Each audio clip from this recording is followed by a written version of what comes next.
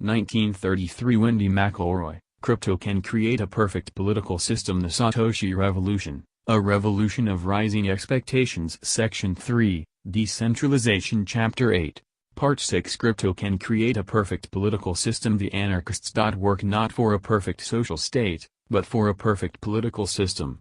A perfect social state is totally free from sin or crime or folly. A perfect political system is merely a system in which justice is observed, in which nothing is punished but crime and nobody coerced but the invader. Victor Yarros, American anarchist, lawyer, and author. The perfect society is embodied by the institutions that individuals create and through which they function. The same is true of a dystopian society. That's why institutional analysis is essential to understand how freedom and totalitarianism work. One institution is cryptocurrency, which profoundly affects other institutions of society, and reaches far beyond the financial ones. What is an institution? The Random House Dictionary defines an institution as a well-established and structured pattern of behavior or of relationships that is accepted as a fundamental part of a culture, such as marriage, voting, or bankruptcy. An institution is any stable and widely accepted mechanism for achieving goals within society. The term applies to wide-ranging and complex concepts, such as family, the free market, common law, religion, and the state.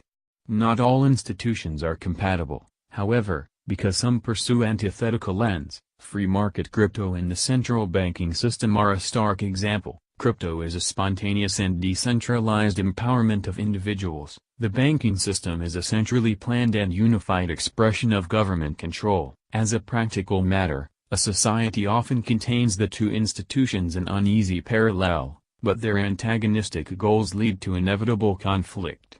Government will attempt to regulate or ban free market crypto because, otherwise, the free market will do what it does when left unfettered, prevail. Modern society is a political war zone, the culture war, a race war, weaponized media, class warfare against the 1%, the drug war, a war for democracy, militarized police, the new Cold War, a war on terrorism. One battle provides a common theme for them all. It is a warfare over the structure and goals of competing institutions. Every social conflict involves a clash of institutions that express different ideologies, including cryptocurrency. Created by anarchists using breakthrough technology, it is at war with government's desire to regulate and to own it. Technology versus government, freedom versus control. Generally speaking, there are two types of institutions, spontaneous, and designed. An example of a spontaneous institution is the family. In Western culture, at least, no one predetermines who will marry and produce children. Those decisions are left to the individuals involved. All spontaneous and non-violent institutions express freedom in how they function. By contrast, an example of a designed institution is the public school system, which is created by authorities and experts who impose their vision upon children at taxpayer expense. Not all designed systems are equal, however, and some can also be vehicles of freedom. These are voluntarily designed free market systems, such as a car factory or a tuna fish cannery. Factories may impose rigid rules, because producing a specific product requires them, but everyone who obeys does so willingly and from self-interest, which usually comes in the form of a paycheck. The pivotal question for a designed institution is whether it is coerced or voluntary. All coercive institutions express government or violence in how they function. Everyone who obeys does so without the option of saying no. Free market cryptocurrency is highly designed and entirely voluntary. Central banks may offer a veneer of being voluntary. For example, people are not compelled to become customers, but the entire economy is regulated so as to prohibit alternatives that refuse to act as an arm of government. The same arguments are deployed against them as against crypto. Free market financial institutions are said to be scams for tax evaders and other so-called criminals, such as drug dealers. They defraud honest people, who foolishly trust them with money. The true motivation of suppression is unspoken. Alternative financial institutions threat the government's monopoly on money and commerce. And, so, institutionalized violence, that is, law enforcement, is used against the competition. It is justified as protection against occasional crime and against the poor judgment of individuals left to decide for themselves. What is institutional analysis? Institutional analysis examines the dynamics by which institutions of society express and define laws, customs, and culture. It asks, what is an institution's purpose, the rules by which it functions, its impact.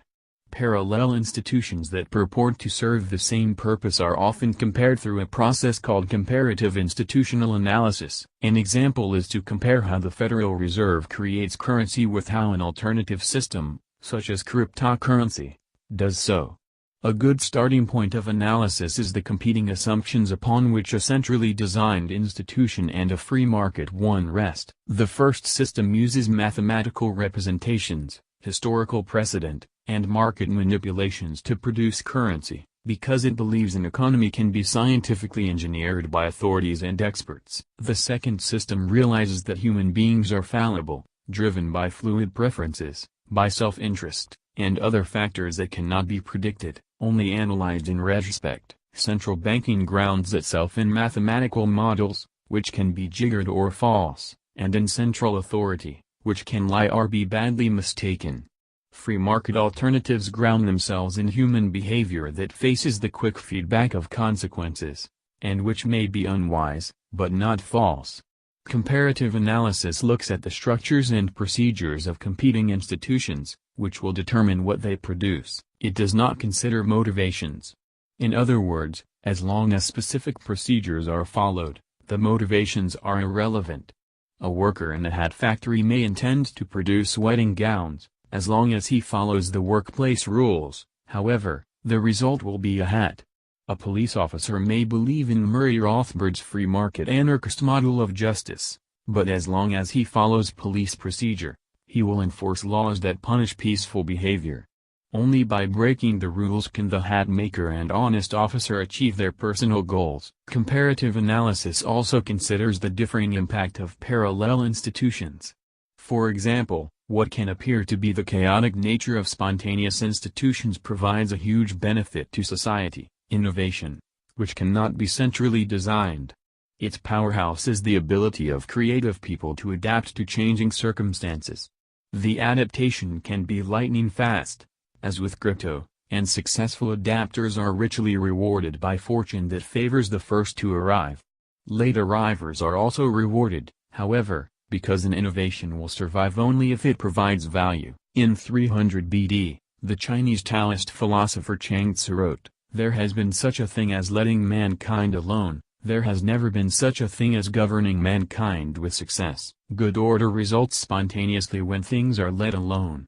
By contrast, centrally engineered institutions stifle innovation because their structures and procedures resist all feedback. Their flaws are embedded and protected. The institutions serve the interests of an elite class, not of individuals or society. The institutional ripple-on effect of free market crypto. The effect of crypto on authorized financial institutions is well known, but such a massive door to freedom does not merely crack open, it bursts all its hinges, and shakes up other institutions of society. To touch upon several. In passing, foreign policy. Food is frequently used as a weapon of foreign policy. A recent article in Free Thought Project describes how blockchain is bypassing the weaponization of food. Revolutionary blockchain tech is helping disaster victims and feeding the hungry without government. Crypto allows needy nations and individuals to skirt economic sanctions imposed upon them by the powerful. It makes it more difficult to starve people for political advantage. Domestic policy. When Venezuela's government devalued the bolivar by removing 3 zeros from the currency, citizens flocked to the free market alternative of Bitcoin, with which they were already familiar. Crypto rescues businesses, it saves lives, it can topple governments. The social control of vice. Operation Chokepoint was an Obama-era banking policy that attacked allegedly undesirable but legal businesses, such as selling medical marijuana.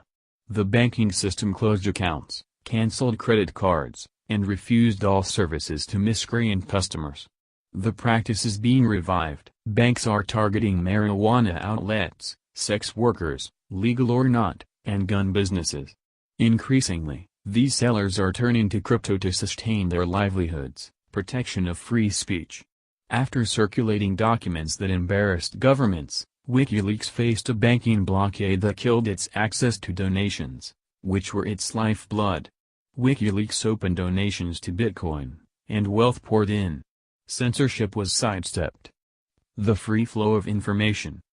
Intellectual property, IP, prosecutions are usually based on following the money and uncovering the individual at the other end. Since crypto can be close to anonymous, that strategy is gutted.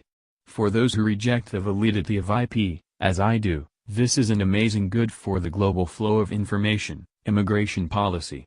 Immigration and temporary migration are often based on the possibility of sending money back home. But migrants are often unbanked or pay huge fees to do so, with their families waiting days for the transfers. Trump has threatened to cut off this incentive for migration by closing down channels of transmission. Fast, cheap transfers of crypto will be incredibly difficult to control. The stranglehold of lawyers and courts. Smart contracts are legally binding agreements that use software to execute themselves. Smart contracts are on the path to becoming ubiquitous, from real estate deals to insurance claims, which dramatically reduces the need for lawyers. The autonomy of the family. Inheritance taxes are heinous because they are double taxation. Family wealth that has already been taxed is eluded by governments. Crypto can invisibly divide assets among loved ones. Conclusion: the preceding is a passing taste of how profoundly cryptocurrencies are redefining the institutions of society. To grasp the scope of the institutional revolution, however, it is necessary to focus contrast more intensely on the two fundamental human institutions. In his classic work, the German sociologist Franz Oppenheimer identified one of them in his book The State, 1914. The other is society. To be continued next week. Reprints of this article should credit Bitcoin.com and include a link back to the original links to all previous chapters. Wendy McElroy has agreed to publish her new book The Satoshi Revolution exclusively with Bitcoin.com. Every Saturday you'll find another installment in a series of posts planned to conclude after about 18 months. Altogether they'll make up her new book The Satoshi Revolution. Read it here first.